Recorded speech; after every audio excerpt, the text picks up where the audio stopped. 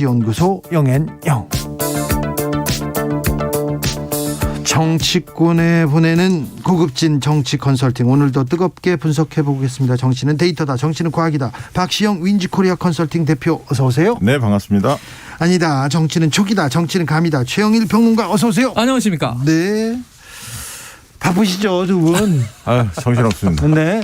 아니, 그동안 바빴는데 네. 항상 바빴는데 또 이제 대목이네요. 대목. 네, 뭐 얼마 안 남았습니다. 얼마 남았어요? 대선 12일 남았습니다. 네. 12일 동안 아프지 마시고요. 네. 아프지 마시고 잘 챙겨 주십시오. 사전 투표가 다음 주 금요일 날 시작됩니다. 그러니까 네. 딱 일주일 남았는데 네. 그런데요, 지금 박빙이었다.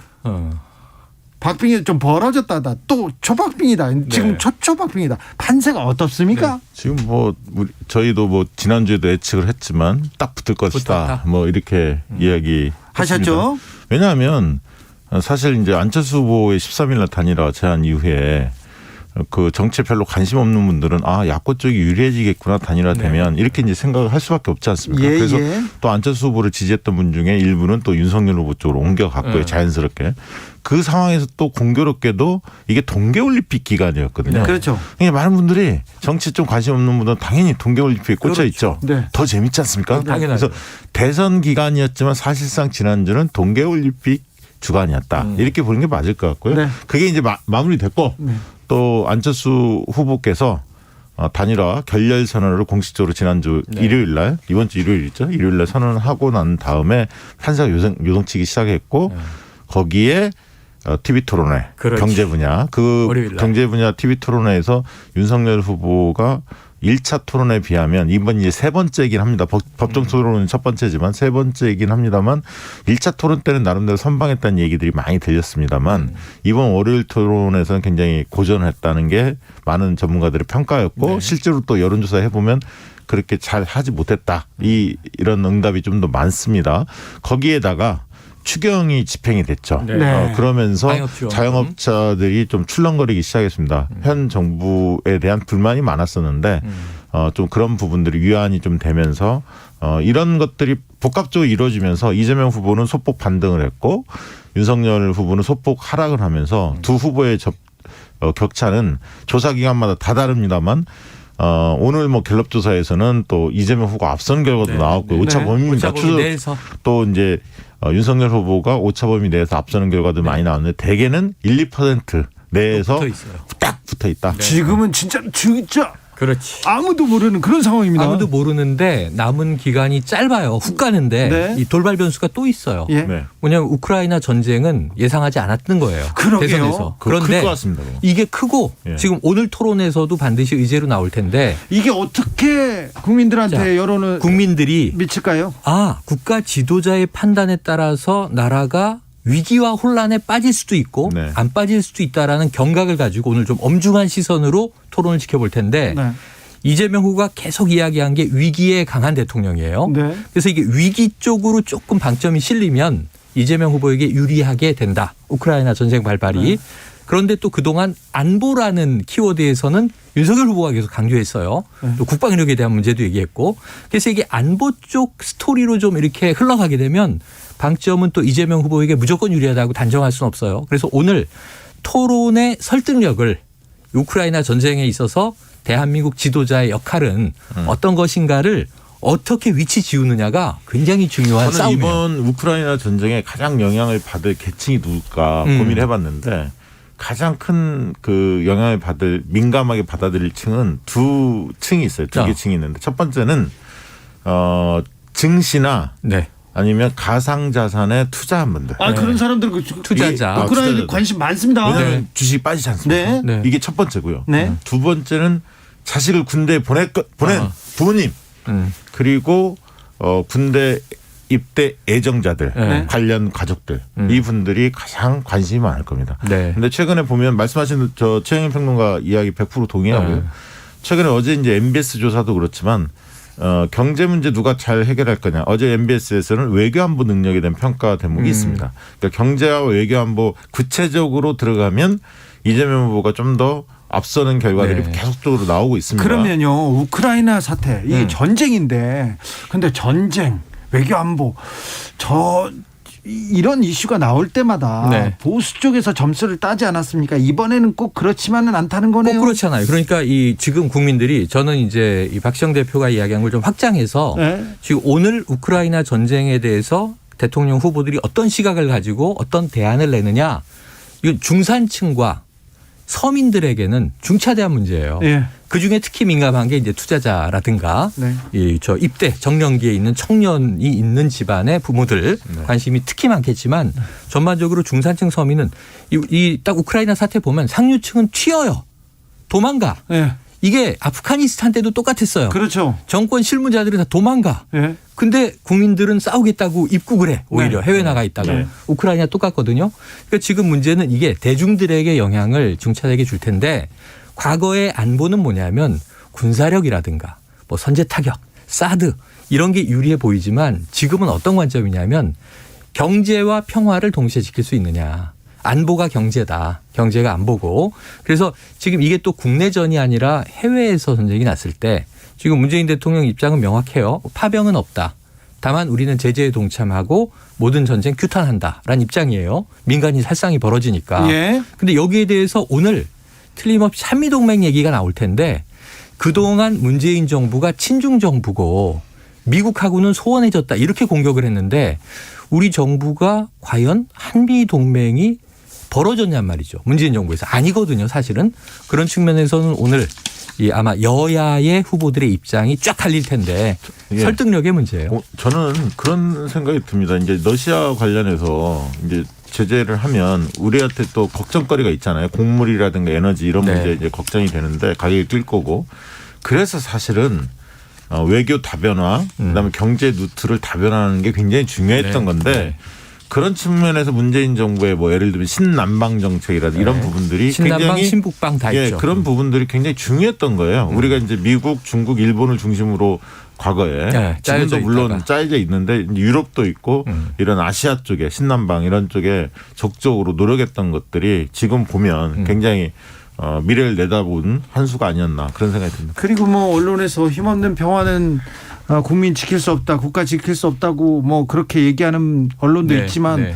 우리나라는 힘도 있고요. 네. 군사 강국이 군사력에 너무 군사비를 너무 많이 투자해서 조금 우려하는 그런 사람들도 있었어요. 우리 국방비 비중이 굉장히 높고요. 우리 군사력 높고 문재인 정부에서 아주 이상한 일이 뭐냐 하면 그동안 우리는 이 한미동맹 문제 때문에 발목이 잡혀서 우리가 국산 무기들이 굉장히 좋은데 수출에 제약이 많았어요. 네. 그런데 이번 정부에 들어와서 네. 미사일 사거리 제한도 다 풀렸고 다 풀렸죠. 자체적으로 이제 중장거리 미사일도 개발할 수 있고 우리가 개발한 수출하고 무기들을 해외 호주, 뭐 중동 막 수출하기 시작했고 이게 몇 조 원대의 7조 원대 예, 최근만. 무역을 만들어내고 있거든요. 네. 그래서 이런 부분에선 굉장히 긍정적인 효과가 있을 것으로 봐요. 우크라이나 사태 말고 또 이것도 변수가 될 건데요. 코로나가. 네네네. 코로나가 지금 계속 늘어나고 있는데요. 이 부분은 저는 뭐 다음 주가 피크라고 보여지는데요. 네. 일단 제 예상은 네. 피크인데 지금 이제 정부에서 발표한 걸 보면 다음 달 1일부터 확진자 가족들 있지 않습니까? 네. 청소년들을 제외하고 네. 가족들은 자가격리 해제하겠다 이렇게 지금 나왔잖아요. 예. 그러면 실제로 선거일에 확진되는 사람들을 대개 하루에 네. 뭐 18만 명, 뭐 20만 명 내외로 이 정도 보면. 본다면 청소년도 빼면 한 15만 명 이상 될 거 아닙니까? 네. 상식적으로 보면.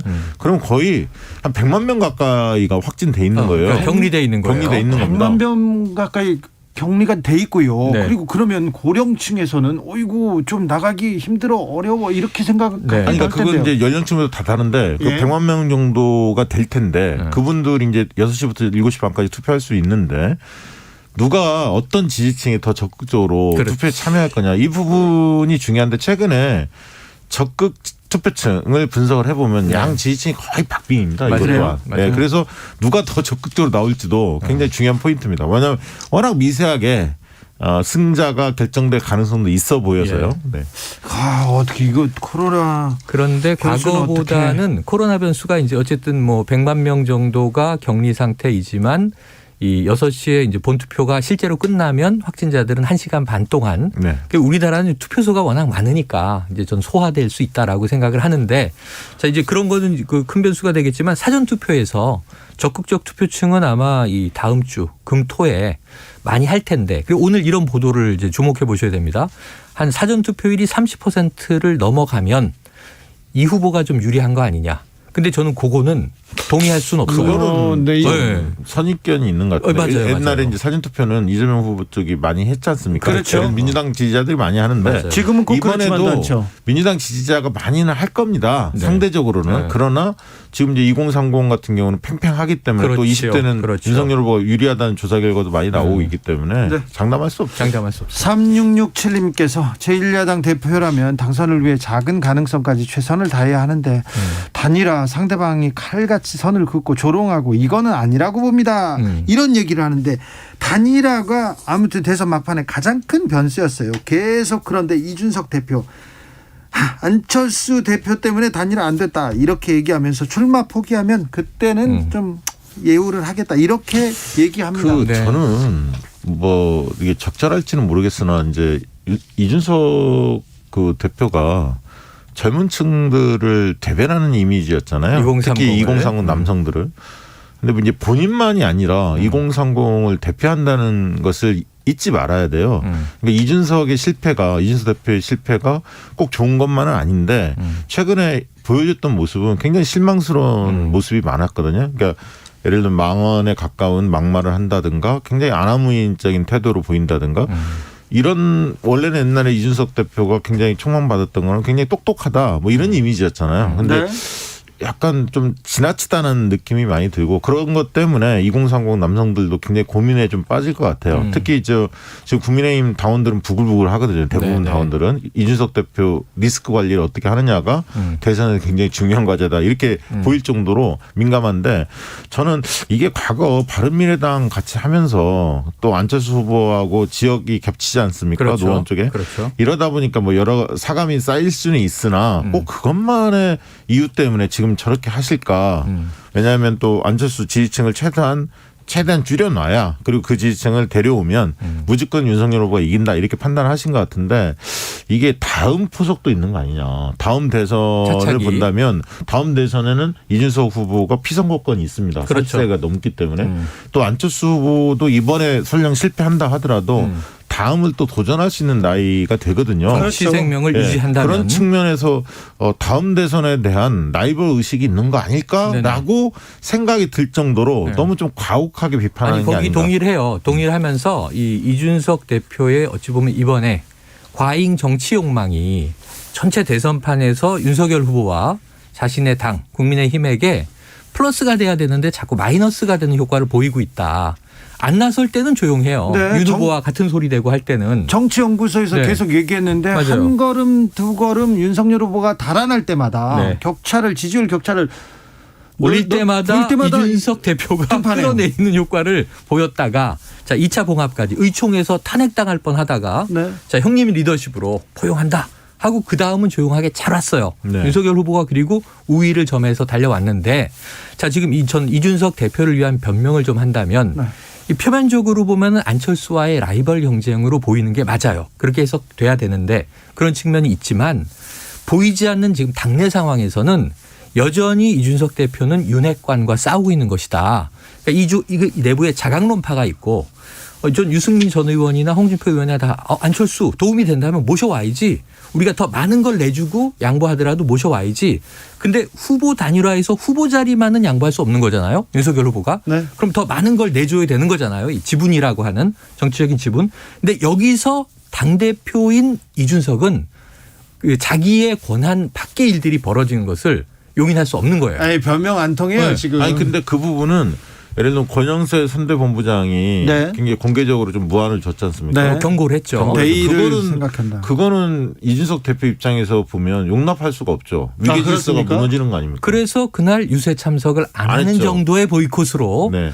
지금 이제 불만을 표시한 것으로 해석이 되는데 그러니까 불만을 표시한 거예요. 그 내부에서 권력 투쟁이 지금 벌어져 있는 건데 이게 국민의 시각에서는 어떻게 보이냐 하면 아직 대선은 박빙인데 전리품 싸움 하고 있는 건가? 근데 너무 저는 이제 구도 싸움에만 몰두하고 있는 게 아닌가. 세대 만약에 포이론 등. 예를 들면 안철수 후보가 독자 완주할 가능성이 지금으로서는 높아 보이는데 단호하게 말씀하시니까 안철수 후보께서 물론 이제 주말에 또 어떤 일이 벌어질지는 모르겠습니다만 그렇게 한다고 하더라도 윤석열 후보의 그 어떤 그 국정에 대한 뭐 이해도라든가 안정감이라든가 자신감이라든가 지금 윤석열 후보 자체를 가지고 캠페인을 잘해서 국민의 마음을 더 얻는 것이 더 중요하지 모든 것을 단일화에만 의존하는 것이 원래는 되게 약체 후보가 그렇게 하거든요. 그렇죠. 원래는. 그렇죠. 그래서 그게 꼭 만약 성사가 된다면 모르겠으나 성사 안 되면 더더욱이나 윤석열 후보 측에 이게 데미지가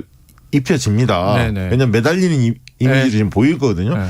그래서 그 얘기는 즉슨 그 윤석열 후보에 대한 그 확신 같은 게 좀 적은 거 아닌가 국민의힘 내부에서. 그런데 아무튼 상대방이잖아요. 가장 중요한 게 지금 안철수의 생각인데 안철수 후보가 사실 명분 이분은 자기가 그 뭐 선비 정신 군자다 이렇게 생각하고 나는 그 명분 국민을 위해서 내가 여기 정치권에 나왔다 불려왔다 이렇게 생각하시거든요.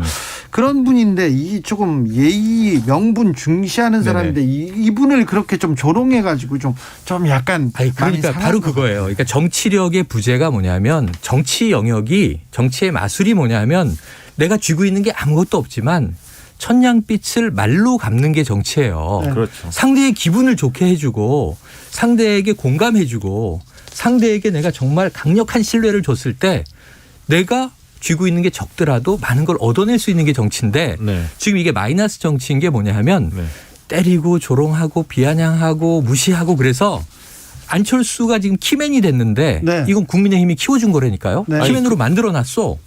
더더군다나 만약에 그 공동정부나 이런 게 뭐 극적으로 그 예를 들면 타결이 돼서谈판을 통해서 단일화됐다 치더라도 그래서 정권을 잡았다 치더라도 과연 안철수 후보와 이준석 대표가 저렇게 으르렁거리는데 그렇죠. 과연 공동정부가 잘 굴러갈까? 그러니까 바로 그 대목 때문에 국민들이 별로 동의하지 않을 겁니다. 대선까지 국민의힘은 지금 단일화 안 깨졌어요. 지금 무슨 얘기가 나오냐면 투표 당일까지라도 3월 9일 투표 당일까지라도 단일화가 이루어지면 단일화가 된 거다. 그거는 정말 오만한 생각이죠. 왜냐하면 그런 발언을 통해서 안철수 후보의 지지율 상승을 묶어둘라는 전략이고 첫째는 단일화 프레임을 계속 유지하는 전략은 두 번째는 사전투표가 30% 육박할 텐데 그런 말도 안 되는 주장이 어디 있습니까? 그 부분에 대해서 안철수 후보가 굉장히 좀 화가 난 것 같아요. 안철수 후보가 안철수 후보도 그렇고 그 김미경 씨 그러니까 사모님도 그렇고 굉장히 좀 본인들이 그 착한 선한 의도로 정치권에 들어왔고 그리고 자기들 남들한테 해를 끼치잖아요. 옳은 길을 걸어왔는데. 그 얘기를 그 생각이 그 명분이 가장 중요한 분들이에요. 분들이에요. 제가 이분들하고 얘기를 조금 깊게 나눠봤는데 그런 분인데 이분의 명분을 좀 심각하게 타격했다 이렇게 생각하시는 것 같아요. 자 7294님께서는 두 분 쓸데없는 소리 안 하셔도 됩니다. 윤석열 안철수 막판 단일화해서 정권 교체합니다 이렇게 얘기하셨고요. 그 의견도 일리가 있어서 제가 고기 하나 보태면 자 이제 윤석열 후보가 항상 좀 좌고우면하다가 마지막에 나서는 경향이 있어요. 나선다고 했어요. 과거에 울산 회동도 그렇고 근데 이제 전원이긴 하지만 내가 나서겠다 그랬으니까 연락할 가능성이 있고 오늘 토론 끝나고 주말에 좀 봅시다 그럴 수 있어요. 월요일이면 이제 투표인지 인쇄 들어갑니다. 토요일이든 일요일이든 저녁 회동을 해요. 그럼 제가 안철수면 딱 한 가지만 요구해. 협상 들어갑시다. 좋아요. 그러면 이제 후보끼리 단판 집시다. 단 내 조건은 이준석 대표를 쳐내십시오. 이거를 거는데 그 순간 국민의힘 내부는 파란에 휩싸인다니까요. 당대표는 탄핵이 안 되는 걸 확인했잖아. 지난번 의총에서. 절차도 복잡하고. 그러면 이준석 대표도 가만히 있겠냐고요. 안철수와 나중에서 안철수를 선택하고 윤 후보가 나를 버리는구나. 그럼 여기서 선거 일주일 남기고 이게 되겠습니까? 그러면 이준석 대표 또 나가겠죠. 그러니까 저는 안철수와 윤석열이 만나는 순간 위험한 상황에 직면하기 때문에 오히려 그런 가능성이 있다고 보여지고요.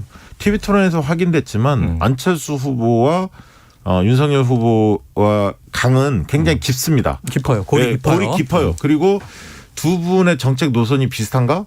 좀 달라 보여요. 경제 노선이나 여러 가지 주장하는 거 보면. 그리고 도이치모터스나 여러 사건 때문에 지금 국민의당이 어제 이제 백분 토론도 보면 권은희 의원이 나왔습니다만 주장한 걸 보면 굉장히 의심을 합니다. 강하게 자, 날이 섰더라고요. 의심하는데 네. 자 지금 화났습니다. 뭐 손가락을 자를 수도 있다. 네, 지금 네. 안철수 후보의 순환입도 거칠어졌는데요. 네. 그런데 만약에 그래 다 좋다. 음. 윤석열 후보가 국민 여론조사 방식 단일화 받겠다. 안철수 후보가 제안했던 거 받겠다 이렇게 하면 네네네. 그거는 뭐 불가능한 건 아닙니다. 왜냐하면 네. 휴대폰 가상번호 안심번호로만 조사하는 게 아니라 예를 들면 RDD 방식으로 여론조사를 돌려서. 무작위로 추출하는 거는 언제든지 가능하기 때문에 네. 그게 불가능한 건 아닙니다. 장미룡님께서 이준석 대표가 이번 대선 결과에 따라 정치적 입지가 상당히 변할 것 같습니다. 맞아요. 참신한 이미지보다 구태 정치인의 행태도 가져서 우려되고요. 조금 더 국민의 사랑을 받기를 바랍니다. 이렇게 얘기합니다. 이준석의 자, 도박. 지금 이 안철수 후보가 국민의힘에 굉장히 화가 나 있는 것 같습니다. 이 틈을 타고 이재명 후보는 윤만 빼고 다 모이자. 네네. 정치개혁하자. 개헌하자. 그래서 대선도 중요하지만 이 개혁으로 나가자. 이렇게 모두가 네네. 합치자. 이렇게 던졌습니다. 그게 이제 상당히 중요한 대목인데 전략적으로 보면 그러니까 안철수 후보와 윤석열 후보 단일화가 결렬되면서 오히려 이재명 후보 쪽 훨씬 더 포용적인 네. 국민 통합 정부를 이야기하고 연합 정치를 하자 이렇게 이제 손을 내밀었는데 특히 눈에 띄었던 거는 조원진 대표한테도 조원진 후보한테도 우리 전화했다 그러더라고요. 우리 후보하다. 통화했대요. 그게 이제 언론에 알려졌는데 이 효과는 뭐냐면 조원진 후보가 그 응하지는 않죠. 근데 뭐 토론 같은 걸 하자 정책 토론을 이렇게 역제안을 했다고 하는데 그 부분에 대해 이재명 후보 쪽에 아직 답은 없다. 이렇게 언론 기사에는 그게 나왔습니다만 이 기사를 보고 저는 그 기사가 안철수를 향한 기사다. 메시지다. 저는 그렇게 봅니다. 왜냐하면 조원진 후보한테까지도 저렇게 할 정도면 심지어 조원진까지도. 그러면 안철수 후보 생각에는 통합정부 연합정치가 말로만 하는 게 아니라 뭔가 할 것 같구나.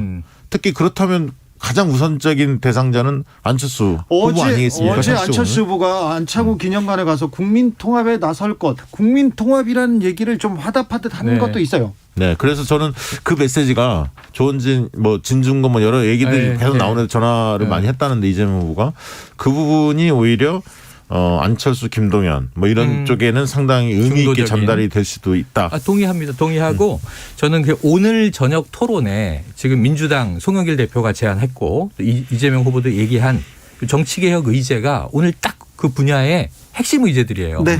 그런데 저는 이제 이렇게 봐요. 오늘은 윤석열 후보는 경제보다 더 이게 어려울 거예요. 더 쉬울 수도 있습니다. 아니, 쉬울 수도 있지만 왜냐하면 기성정치권을 계속 비판하면 되거든요. 뭐 이제 국민 일반 논리로 네. 비판을 한다. 근데 그거를 누가 할 거냐 하면 디테일하게 해야지 와닿는 거지. 두루뭉술하게 비판하면 잘 모르고 던지는 그냥 저작거리 얘기가 돼버리는데 여기선 이 유력 후보 둘은 다 영선 후보야. 의정 활동 안 해봤어. 네. 근데 심상정 후보가 가장 선수가 높아요. 네. 그리고 안철수 후보도 경험도 두 번 많고. 국회의원을 했기 때문에 안철수, 심상정 소수정당 후보들이 오늘은 민주당 까기를 많이 할 거예요. 근데 그걸 얼만큼 이재명 후보가 정말 포용의 진정성을 얻어맞으면서도 보여주느냐가 저는 오늘 핵심 관전 포인트예요. 잘 보셨고요. 네. 그 또 한 가지 그 눈여겨 보셔야 할 게 아까 이준석 대표의 워딩 중에 굉장히 눈에 거슬리는 대목들이 몇 개 있었지 않습니까? 네. 그 돌아가신 분에 대해서도 네, 뭐 유서 써놓고 네, 버스에 뭐 그런 들어가느냐. 등등 네. 이런 것을 심상정 예를 들면 안철수 이재명 후보가 윤석열 후보한테 물을 수도 있습니다. 네. 네. 이준석 대표 워딩에 대해서 어떻게 생각하냐. 생각하느냐. 그렇지. 굉장히 말하기 곤혹스럽거든요. 그렇죠. 그리고 이런 행위가 곧 정치 불신을 야기한다.